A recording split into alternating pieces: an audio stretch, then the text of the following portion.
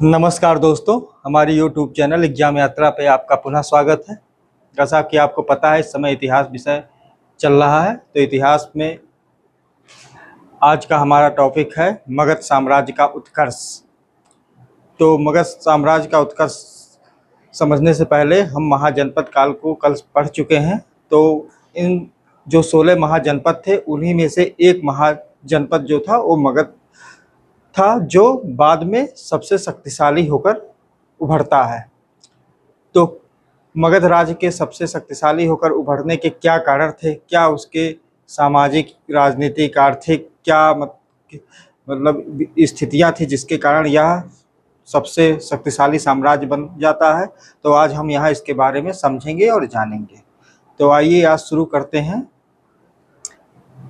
मगध साम्राज्य के उत्कर्ष के बारे में। तो जैसा आपको विदित है कि 16 जो महाजनपद थे, उसमें मगध के साथ साथ अवंती और कौशल तथा वज्जी संघ जो था, वो सब चार जो सबसे महत्वपूर्ण साम्राज्य थे।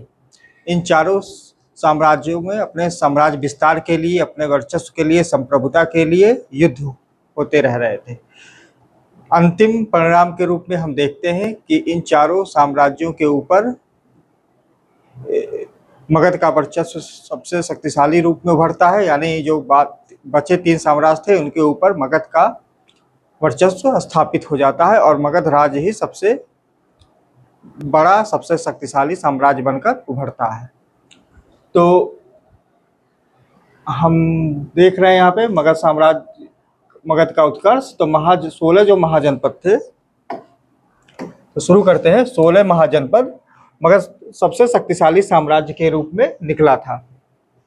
इसके साथ के 3 और कौन से थे? तो अवंती, कौशल व वज्जी, ये उस समय के 3 और महत्वपूर्ण शक्तिशाली साम्राज्य थे। लेकिन इन तीनों पे अंतिम रूप से मगध ने प्रभुता स्थापित की और अंतिम रूप से मगध ही सबसे शक्तिशाली साम्राज्य बनकर उभरा। तो मगध के उदय के कारण क्या थे? तो उदय के कारणों में सबसे पहले हम भौगोलिक कारण जानेंगे, फिर आर्थिक कारण जानेंगे और फिर लास्ट में राजनीतिक कारण को जानेंगे। तो भौगोलिक कारण में हम देखते हैं कि यह जो प्रदेश था, यह बिहार में स्थित था और यह पटना से गया तक इसकी बाउंड्री थी, इसकी सीमा थी। गंगा घाटी के ऊपर व नीचे के हिस्से पर इसकी अवस्थिति थी। गंगा घाटी के ऊपर और नीचे 3 तरफ से यह नदियों से घिरा हुआ था। 3 तरफ से यह गंगा, गंडक और चंपा नदियों से घिरा हुआ था। नदियों से घिरे होने के कारण इसकी स्थिति अभेद्य हो गई थी और अपने शत्रु से यह पूर्ण रूप से सुरक्षित राज्य था या प्रदेश था। राजगृह व पाटलिपुत्र दोनों ही राजनीतिक रूप से सही जगह पर अवस्थित थे। यानी राजगृह जो इसकी राजधानी थी पहले की, वो भी 5 पहाड़ियों से घिरी हुई थी, शत्रु से अभेद्य से सुरक्षित थी, मतलब शत्रु इसे भेद नहीं सकता था। ये शत्रुओं पर आक्रमण करने के लिए ऊंचाई से इनके लिए आसान था, तो इसलिए ये पूरी तरह से सुरक्षित थे। शत्रुओं को इनके राज्य में जाने के लिए बहुत ही समस्याओं का सामना करना पड़ता था और ये उनके ऊपर, शत्रुओं पर हावी हो जाते थे। पाटलिपुत्र था, ये भी नदियों से घिरा हुआ था 3 तरफ से, ये भी एक अभेद्य था। यहाँ पर भी शत्रुओं का जाना बहुत ही दुर्गम था। पश्चिम व पूर्व के बीच मुख्य भूमि मार्ग पर भी यह स्थित था। तो मगध जो साम्राज्य था, यह पश्चिम और पूर्व भारत के बीच मुख्य भूमि मार्ग पर स्थित था। तो भौगोलिक कारण हमने देखा कि क्यों ये सबसे शक्तिशाली साम्राज्य के रूप में उभरा। तो इसमें इसका भौगोलिक जो स्थिति थी, वो बहुत ही महत्वपूर्ण भूमिका निभाती है। अब हम आते हैं और ये भी देखते हैं कि यहाँ पर भौगोलिक, यहाँ जंगलों का भी बहुत बड़े पैमाने पर जंगल भी पाए जाते हैं। तो ये कहीं ना कहीं वो जंगल भी मुख्य भूमिका निभाते थे। तो आर्थिक कारण में आते हैं, तो हम देखते हैं कि लोहे की खोज के बाद एक क्रांति आई थी। उसके बाद कृषि क्षेत्र में, हथियारों में काफ़ी सुधार हुआ, विस्तार हुआ। तो इसका एक मुख्य कारण ये भी था कि लोहे और तांबे के भंडार पाए गए हैं। मगध प्रदेश में लोहे और तांबे के विशाल भंडार पाए गए हैं। वहाँ बड़े बड़े जंगल पाए गए हैं। जंगलों के पास हम देखते हैं कि मगध के पास में ही जो आज का छोटा नागपुर का क्षेत्र है वो पहले मगध प्रदेश में ही आता था। वहाँ काफी लोहे के भंडार प्राप्त हुए हैं। हाथी पाए जाते थे, तो बड़े भारी सामानों के लाने के लिए हैं हाथी भी महत्वपूर्ण भूमिका निभाते थे। उत्तर भारत में व्यापार के लिए गंगा नदी बहुत महत्वपूर्ण थी। उत्तर भारत के साथ जो व्यापार होता था उसमें गंगा नदी बहुत ही महत्वपूर्ण भूमिका निभाती थी। एक नदी जलमार्ग मतलब जो निर्मित होता है उसमें गंगा, गंडक, चंपा महत्वपूर्ण भूमिका निभाती थी। पाटलिपुत्र उन्हीं नदियों के संगम पर स्थित था। चंपा नदी जो मुख्य नदी थी, तो चंपा नदी दक्षिण पूर्व एशिया, श्रीलंका और दक्षिण भारत के साथ व्यापार में महत्वपूर्ण भूमिका निभाती थी। तो यहाँ पर हम देख रहे हैं कि नदियों के द्वारा व्यापार काफी विस्तृत था, काफी सफल था और उसके आसपास अनेक खनिज भंडार भी पाए गए हैं। तो आर्थिक रूप से भी यह काफी मजबूत स्थिति में था।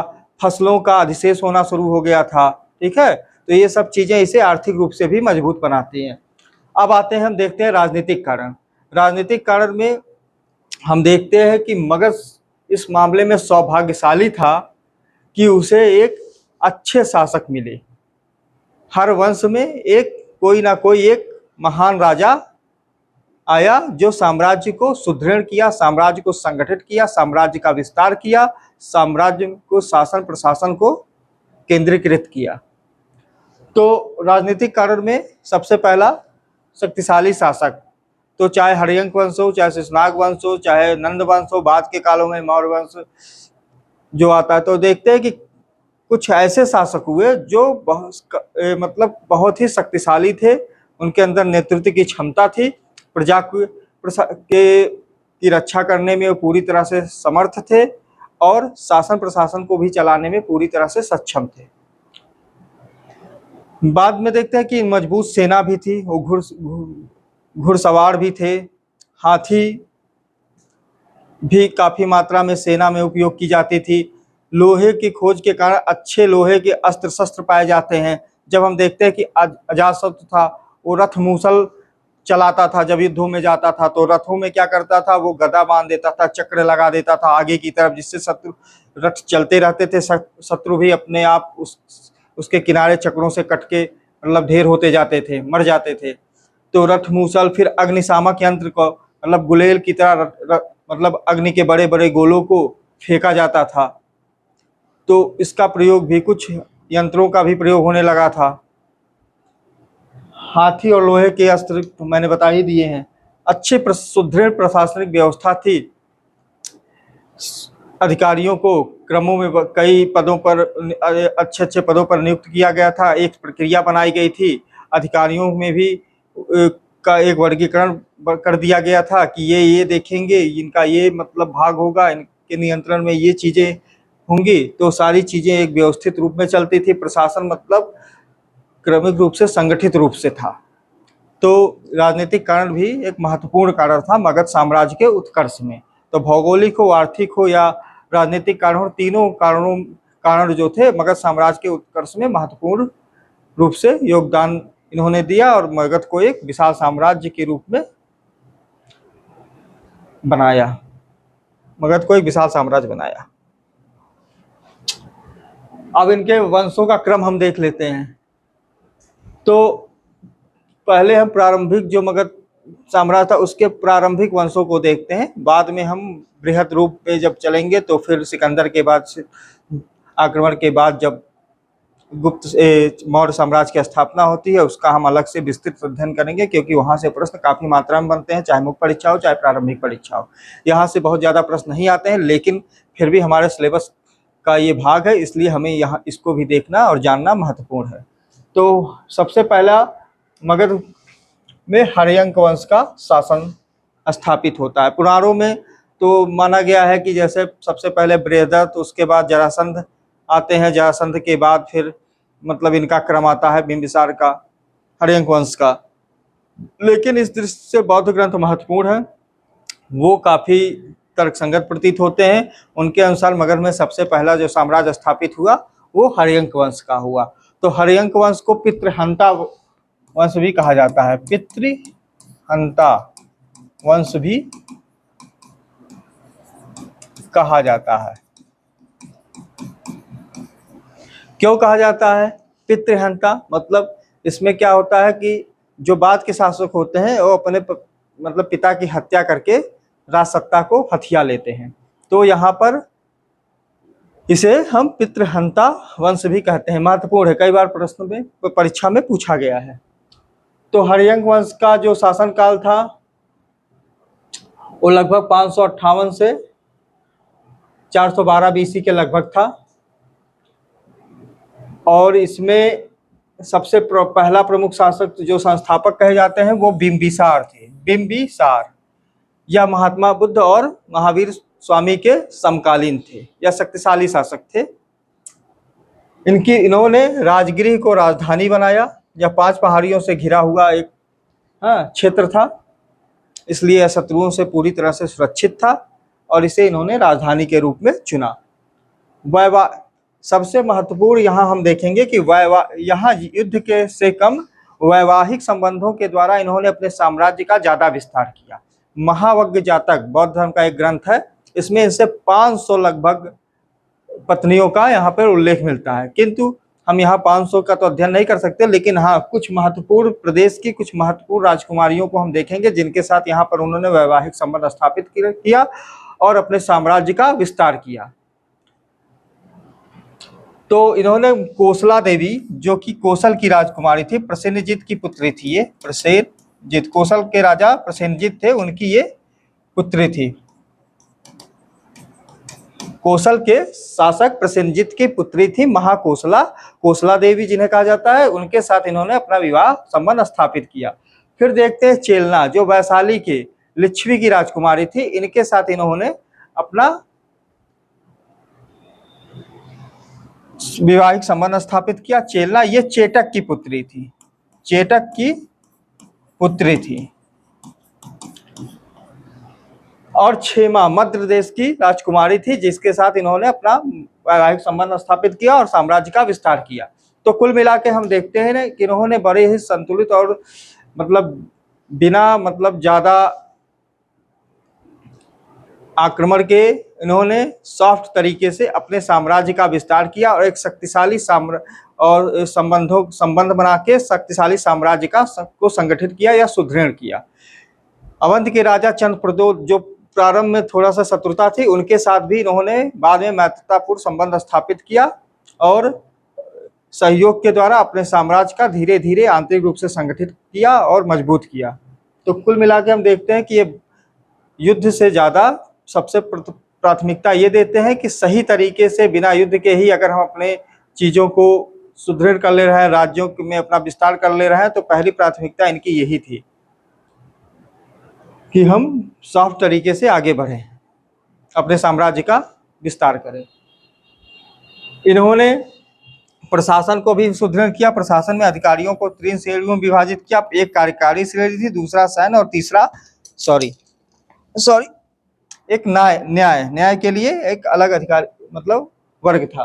तो कार्यकारी श्रेणी जो उनके राजपाट, राजकीय जितने भी कार्य थे, असम प्रशासन उनको देखती थी। सैन्य सेना के जितने भी कार्य थे उनको देखता था, और एक न्याय के लिए अलग एक वर्ग था, वो पूरी तरह से न्याय व्यवस्था को देखता था। तो चीजों को संगठित तरीके से इन्होंने सुदृढ़ किया, संगठित किया। तो हर्यंक वंश के महत्वपूर्ण शासक बिंबिसार संस्थापक थे। इन्होंने मतलब राजधानी राजगिरी बनाया, वैवाहिक संबंध स्थापित करके अपने साम्राज्य का विस्तार किया। प्रशासन को चलाने के लिए अधिकारियों की नियुक्ति की, अधिकारियों को अनेक वर्ग बनाए। इन अधिकारियों के अपने अलग अलग कार्य थे, जिसे उन्हें वो अच्छी तरीके से अपना कार्यभार देखते थे और शासन व्यवस्था को मजबूती प्रदान करते थे। अब आगे आइए, अब देखते हैं कि अजातशत्रु बहुत ही महत्वपूर्ण शासक था। अजातशत्रु मगध का शक्तिशाली, इसने बिंबिसार की हत्या करके सत्ता को ग्रहण किया था। इसका एक नाम मिलता है कुणिक। कुणिक कभी कभी एग्जाम में पूछा जाता है, परीक्षा प्रारंभिक परीक्षा के लिए बहुत ही महत्वपूर्ण प्रश्न है। कुणिक किसका उपनाम था? तो अजातशत्रु का नाम था। शासन 492 से ईसा पूर्व से लेकर लगभग 462 ईसा पूर्व के लगभग था। 492 से लगभग 460 बीसी के लगभग इनका शासन था। यह एक साम्राज्यवादी सोच का शासक था, शक्तिशाली शासक था। इसने सबसे पहले कौशल और वैशाली पर आक्रमण कर और इन्हें अपने साम्राज्य में मिला लिया। तो वैशाली जहाँ मतलब इसकी माता का ही नैहर था, मायका था, तो काफ़ी मतलब उसने यहाँ पर भी अपनी साम्राज्यवादी सोच को ही मतलब जरूरी समझा और उसको जीतने में काफ़ी वर्ष लग गए। लगभग किताबों में इसका उल्लेख मिलता है लगभग 15 से 16 साल इसको जीतने में लग गए, लेकिन अंततः इसने इसको अपने साम्राज्य में मिला लिया। कौशल प्रदेश पर भी आक्रमण करके इसने उसे अपने साम्राज्य में मिलाकर साम्राज्य का विस्तार किया। हाँ, ये देखिए युद्ध में इसने गुलेल की तरह पत्थर फेंकने वाले यंत्रों का प्रयोग करना आरंभ किया। रथों का प्रयोग करना आरंभ किया। घोड़ों के तेज रथों का मतलब रथ भी बहुत ही उत्तम किस्म के थे। उसमें मूसल और गदा और चक्रों का प्रयोग होता था, जिसके माध्यम से वो ज़्यादा शत्रुओं का विनाश करते थे। महत्वपूर्ण एक चीज और मिलती है अजातशत्रु के समय में, बहुत ही ध्यान की कभी कभी परीक्षा में पूछा जाता है कि बुद्ध का जो महापरिनिर्वाण हुआ उस समय मगध का शासक कौन था। तो कौन था? तो बुद्ध के महापरिनिर्वाण के समय मगध का शासक अजातशत्रु थे। और अजातशत्रु के समय में ही राजगृह में प्रथम बार बौद्ध संगीति हुई थी। ये ध्यान रखिए, दोनों प्रश्न बहुत ही महत्वपूर्ण हैं कि बुद्ध का महापरिनिर्वाण और प्रथम बौद्ध संगीति, ये दोनों प्रश्न बहुत ही महत्वपूर्ण हैं। उदयन यह अंतिम महत्वपूर्ण शासक है हर्यंक वंश का। इसको याद किस लिए किया जाता है कि इसने राजधानी राजगृह से पाटलिपुत्र को बनाया, जो गंगा और सोन नदियों के संगम पर थी, और अभेद्य किले के रूप में इसका निर्माण कराया। तो उदयन का सबसे महत्वपूर्ण, जिसे उदयभद्र भी कहा जाता है, सबसे महत्वपूर्ण कार्य क्या था? पाटलिपुत्र को अपनी राजधानी के रूप में इसने विकसित किया, जो अभेद्य थी। अब दूसरा एक प्रमुख वंश यहाँ आता है, शिशुनाग वंश। शिशुनाग वंश में हम देखते हैं कि शिशुनाग इसके प्रथम शासक थे। राजा बनने से पहले यह काशी के अमात्य थे काशी के। देखते अवंती पर इन्होंने आक्रमण कर अवंती को अपने साम्राज्य में मिला लिया। लेकिन यहाँ पर ध्यान देने वाली बात यह है कि अवंती जो था यह हर्यंक वंश के जब शासक थे, चाहे बिंबिसार हो चाहे अजातशत्रु, उदयन के समय तक एक मित्र राष्ट्र के रूप में बना हुआ था। वहां पर चंद्रप्रदोत शासक थे, जिसके दरबार में मतलब चंद्रप्रदोत को पीलिया हो गया था। तो बिंबिसार ने अपने राजवैद्य जीवक को वहां पर भेजा था चंद्रप्रदोत के इलाज के लिए। शिशुनाग वंश में जब आते हैं तो शिशुनाग ने अवंती पर आक्रमण कर अवंती को अपने साम्राज्य का अंग बना लिया और अवंती का अस्तित्व यहाँ पर खत्म हो जाता है, समाप्त हो जाता है। बाद इसने राजधानी पाटलिपुत्र से वैशाली बनाया। वैशाली को इसने, तो इसका दूसरा एक महत्वपूर्ण क्या था, कभी कभी प्रारंभिक परीक्षा में पूछ दिया जाता है कि वैशाली को राजधानी किसने बनाया था मगध की, तो शिशुनाग ने बनाया था। महत्वपूर्ण प्रश्न है। अब शिशुनाग वंश का ही एक महत्वपूर्ण शासक था कालाशोक। इसका महत्वपूर्ण कार्य क्या था? इसके समय में दो महत्वपूर्ण चीजें हुई। पहला हम देखते हैं कि पुनः इसने वैशाली से राजधानी पाटलिपुत्र बनाया, और द्वितीय बौद्ध संगीति जो वैशाली में हुई थी वो इसी के समय में हुई थी। किसके समय में? कालाशोक के समय में। तो द्वितीय बौद्ध संगीति और पाटलिपुत्र को वैशाली से पुनः इसने स्थानांतरित करके पाटलिपुत्र को फिर से पुनः राजधानी बनाया। कहाँ का? मगध का। आगे देखते हैं। अब एक महत्वपूर्ण राजवंश आता है नंद वंश। कभी कभी इसे ही प्रथम ऐतिहासिक राजा मान लिया जाता है, लेकिन कुछ किताबों में फिर से हम देखते हैं कि चंद्रगुप्त मौर्य को प्रथम ऐतिहासिक शासक माना जाता है, प्रथम सम्राट माना जाता है। लेकिन कहीं कहीं प्रथम ऐतिहासिक जो सम्राट है वो हम महापद्मनंद को पाते हैं। ये काफी शक्तिशाली राजा थे। पुराणों में, बौद्ध ग्रंथों में, जैन ग्रंथों में ग्रीक शासकों के द्वारा इनका वर्णन किया गया है। काफ़ी कुछ इनके बारे में किंवदंती भी है, काफ़ी कुछ इनके बारे में लिखा गया है। लेकिन हम यहाँ पर पहले इनके जन्म के विषय में भी अलग अलग ग्रंथों में अलग अलग विवरण पाया जाता है, चीज़ें पाई जाती हैं। जैसे पुराणों का जब हम अध्ययन करते हैं तो हम पाते हैं कि एक शूद्र राजकुमारी, शूद्र स्त्री के साथ इनका मतलब इनका जन्म हुआ था, शूद्र स्त्री के गर्भ से इनका जन्म हुआ था। बौद्ध ग्रंथ जो है इनके कुल के बारे में मौन है, कुछ नहीं बताते हैं। वो लिखते हैं कि किसी अज्ञात कुल से ये संबंधित थे। जब यही चीज़ हम जैन ग्रंथों में और ग्रीक साहित्य का अध्ययन करते हैं तो वहाँ पर नाई जाति की स्त्री और वैश्या के साथ इनका जन्म पाते हैं। तो जो भी रहा हो, कुल मिला के हम देखते हैं कि ये उस समय के एक शक्तिशाली शासक थे, एक साम्राज्यवादी शासक थे, जिन्होंने अपनी सेना को, अपनी प्रजा को संगठित रूप से संचालित किया, इसलिए और अपने शत्रुओं का नाश किया। इसीलिए सर्व छत्रांतक की उपाधि मिली, एक राट की उपाधि इन्होंने धारण की। इनका शासन का जो विस्तार था, उत्तर में कुरु से लेकर दक्षिण में गोदावरी घाटी तक, उत्तर में कुरु से लेकर दक्षिण में गोदावरी घाटी तक और पूर्व में मगध से लेकर पश्चिम में नर्मदा तक इनके साम्राज्य का विस्तार था। पाली ग्रंथों में इसे उग्रसेन कहा गया है। कलिंग पर इन्होंने आक्रमण कर कलिंग में से इन्होंने बुद्ध की मूर्ति अपने यहाँ ले आए थे। खारवेल अभिलेख है, खारवेल जो कलिंग के शासक थे, उनका एक हाथी गुफा अभिलेख है। उस अभिलेख से इनके बारे में जानकारी मिलती है कि वहां पर इन्होंने नहर खुदवाई थी। तो काफी महत्वपूर्ण ये चीजें हैं। तो कलिंग में नहर खुदवाया था, नहर खुदवाई कहाँ से मिलता है? खारवेल के हाथी गुम्फा अभिलेख से।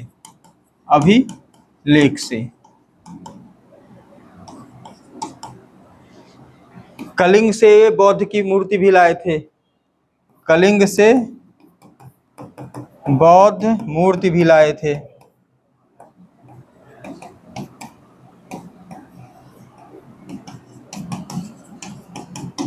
तो इन्होंने एक शक्तिशाली सेना का संगठन किया, शक्तिशाली सेना का निर्माण कर साम्राज्य का विस्तार किया, कलिंग पर आक्रमण कर कलिंग में नहर खुदवाई, वहां के प्रजा के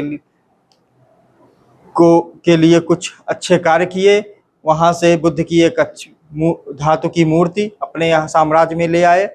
तो इनके बारे में देखते हैं कि यह एक शक्तिशाली शासक थे। इनका साम्राज्य काफी विस्तृत था, उत्तर में कुरु से लेकर दक्षिण में आपका गोदावरी और पश्चिम में मगध, पूर्व में मगध से लेकर पश्चिम में नर्मदा तक इनका विस्तार था। इसी वंश के एक महत्वपूर्ण शासक घनानंद थे, जिनके बारे में कई कहानियां हैं जो हम जानते हैं, और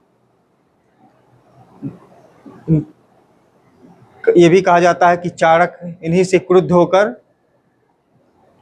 चंद्रगुप्त को मतलब शासन के रूप में तैयार करता है अपने देखरेख में, और इन नंद वंश का पतन का संकल्प लेते हैं और चंद्रगुप्त के मौर्य के माध्यम से इनका पतन कराकर मौर्य साम्राज्य की स्थापना करवाते हैं, अखंड भारत का निर्माण करवाते हैं।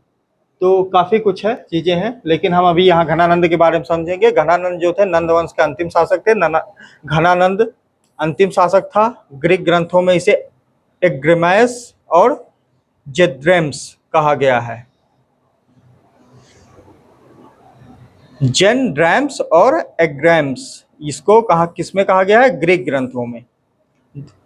काफ़ी विरासत में इसे काफ़ी बड़ी सेना मिली हुई थी, संगठित सेना मिली थी, जिसमें 2 लाख पैदल सेना थी, 20,000 के लगभग घुड़सवार थे, 3,000 के लगभग हाथी थी और 2,000 के लगभग रथ थे। तो कुल मिला के हम ये कह सकते हैं कि काफ़ी शक्तिशाली और बड़ी सेना इनको विरासत के रूप में मिली हुई थी। इन्हीं के समय में उत्तर पश्चिम भारत में हम देखते हैं कि विदेशी आक्रमण होना शुरू हुआ। इन्हीं के समय में चाणक्य नाम के एक विद्वान थे, जिसे विष्णुगुप्त कहा गया है। बाद में उन्होंने अर्थशास्त्र नामक एक राजनीतिक ग्रंथ की रचना की। तो जब वो इन्हें सूचित करते हैं कि मतलब राजन, मतलब उत्तर पश्चिम भारत में इस तरह के परिदृश्य देखने को मिल रहे हैं जिससे हमारे भारत पे मतलब खतरा है, तो वहाँ पे घनानंद ने शायद ऐसा मतलब लिखा गया है, कहा गया है कि उस समय चाणक्य की बहुत मतलब बेइज्जती की। तो चाणक्य ने वहीं पर अपनी शिखा को खोल दिया और वहीं पर एक मतलब संकल्प लिया कि जब तक मैं इस नंद वंश का नाश नहीं कर दूंगा तब तक मैं अपनी जटा को नहीं बांधूंगा, मतलब शिखा को नहीं बांधूंगा। और वहीं से उन्होंने चंद्रगुप्त मौर्य नामक एक बच्चे को गोद लिया और उसको अपने देख रेख में शास्त्र विद्या का ज्ञान कराया और उन्हीं के माध्यम से घनानंद का वध करा के और मौर्य साम्राज्य की स्थापना की। एक महत्वपूर्ण चीज और है कि घनानंद के शासन के समय में ही सिकंदर का आक्रमण हुआ था।